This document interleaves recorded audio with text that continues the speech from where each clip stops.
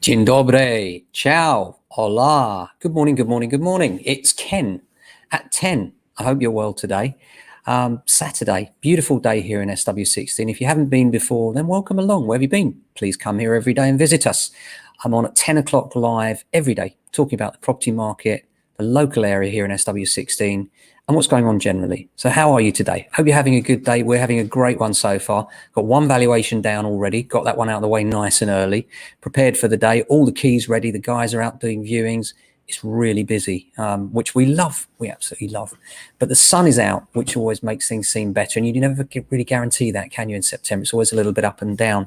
Seasonally, it's a really good time for us as well. Even if we take apart the stamp duty and we just park that to one side for a moment. Right now, we're in what I always refer to as the mums market. There are two peak times in a normal market. I say normal market because government intervention can have such a massive impact as it has done this time with the stamp duty incentive up till next March. So it's kind of overridden things a little bit, but there are still two key trends in the property market. Good morning to the jungle. How are you guys? The first one is the obvious one, well, it may not be obvious, but springtime. You know, when we come out of the darkness of the winter, all of a sudden you've decorated the hallway, maybe the children are back at school after Easter holidays. That tends to be a really popular time for people to move. And then it quietens down a bit in the summer as people go on holiday. Of course, that's been weird this year because a lot of people haven't been on holiday, but there's still the prospect of the kids being around, mum and dad enjoying the family, or maybe not with the intensity of it at the moment, but basically being with the family, meaning that it's harder to do things like tidy up the house, get the children out of the way so you're ready for estate agents to come around, that sort of thing. And the other thing I always think is the analogy, and certainly true for us, was that when you're in the garden over the summer with the children and all of a sudden it rains, and then the children come in and they drag their bikes in as well.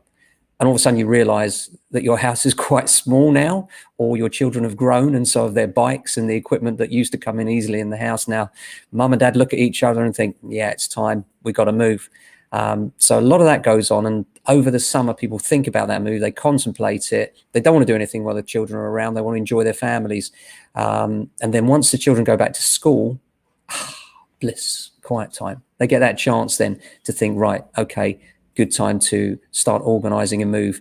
No children around, we can tidy up, get the estate agents around, get an idea of value, and seriously think about the move. So September's a really good time for that reason. Also, bearing in mind the average sale time is 8 to 12 weeks. So we're talking about 3 months. So even in September, what are we now? We're sort of early September. So October, November, December, it's not that far away, is it? You know, and people tend to think about their moves in terms of the year end being a kind of finite thing.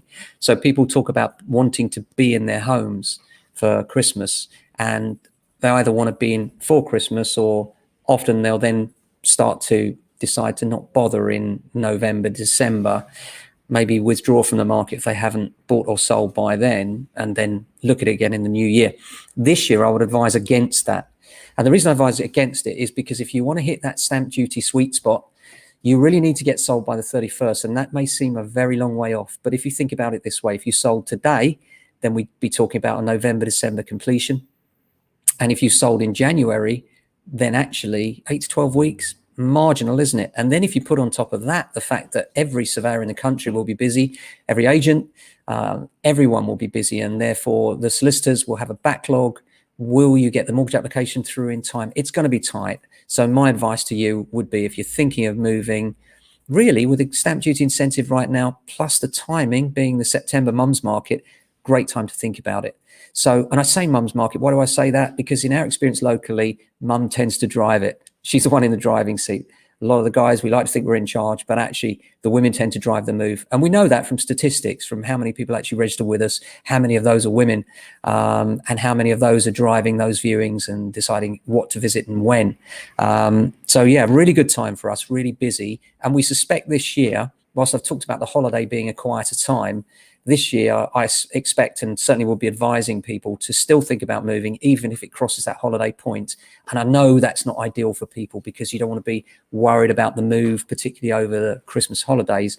But I think the important thing will be for many to get in and get that stamp duty incentive whilst you can, because who knows, come March 31st, it may not be there anymore. As some of you will know, I think he might extend that. He's been very smart with what he's done so far. We'll see. Only time will tell. Apart from that, it seems the leasehold scandal continues apace, and it's really lovely to say that all of the leaseholders seem to be getting together now in various groups and looking at prosecution of these big builders. It's disgraceful, isn't it? The idea of selling a house and then making it leasehold for no reason at all, other than the fact you can then double the ground rent and then milk the first-time buyers that bought it from you in the first place. That's not what the first-time buyer market should be about. Shouldn't be about taking advantage of people. Should be the opposite. We should be supporting them. And big builders, all you PLCs, Barratt Developments, Wimpy and the likes, whoever offered these leasehold doubling ground rent schemes, you're a disgrace. You know it. You should own it. You should backpedal on it, and there should be a massive compensation claim going on in the same way with the banking scandal, really, with PPI. I think it's absolutely terrible. And good luck to you if you're a leaseholder fighting that one. I know many people are trapped in that one. The EWS scandal seems to be continuing apace too. External wall surveys, this is about blocks of flats, making sure that you have this certificate. That's a frustration too. Aside from that, the rest of the market, really strong and busy. Lots of new instructions coming up. Gosh, it really is crazy busy. But you know what? We wouldn't have it any other way. Love it that way. Love to be on the journey with people, holding their hand through one of the most important periods of their life. And that's what we're about. And not just for selling either. You know, we help them with buying. I was speaking to a client just yesterday, and one of our clients that we've sold for, and we were talking about 3 different places she's looked at, and she couldn't choose between the 3. And there we were writing down all the pros and cons and trying to work out which one is best for her circumstances, you know. And it's all about what's best for you. And it's very personal, isn't it? And you've got to think, well, you know, what do I really need? What's important about the place? And then in her case, you know, we were talking about, it was leasehold properties. So we then had to look at the lengths of the leases. Is there a share of freehold?